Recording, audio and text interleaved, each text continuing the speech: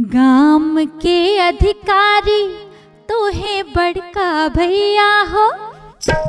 गाम के अधिकारी तोहे छोटका भैया हो। आहो बड़का भैया हो, आहो छोटका भैया हो। हाँ हो मझला भैया हो, आहो सजला भैया हो। भैया हाथ दस पोखरा कुनाए दिया चंपा फूल लगाए दिया हो।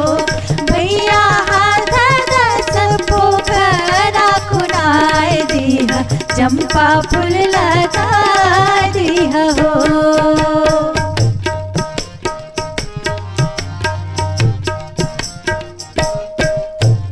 भैया लगैल भोजो हार गाथू है। हे भोजो हार गाथू है। हाँ हे हार गाथू है। भोजो हार गाथू है। आहे से हो हार पहिरत छोटकी बहिनी सामा चकेवा खेलत है। आहे से हो हार पहिरत छोटकी बहिनी सामा चकेवा खेलत है।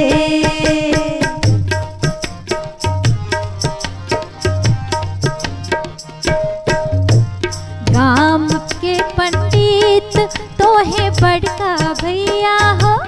आहो छोटका भैया हो। हाँ हो बड़का भैया हो, आहो छोटका भैया हो। भैया हाथ दस पोखरा खुनाए दिया अड़हुल फूल लगाए दिया हो। भैया हाथ दस पोखरा खुनाए दिया चंपा फूल लगाए दिया हो।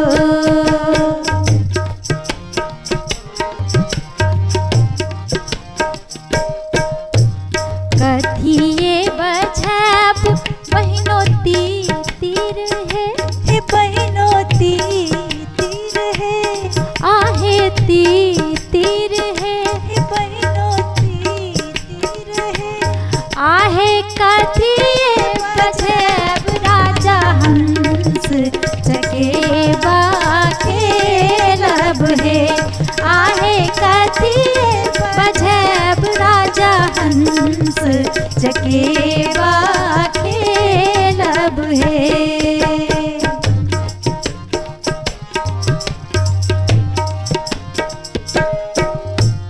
जाल से बछैब बहिनो तीर है। हे बहिनो तीर है।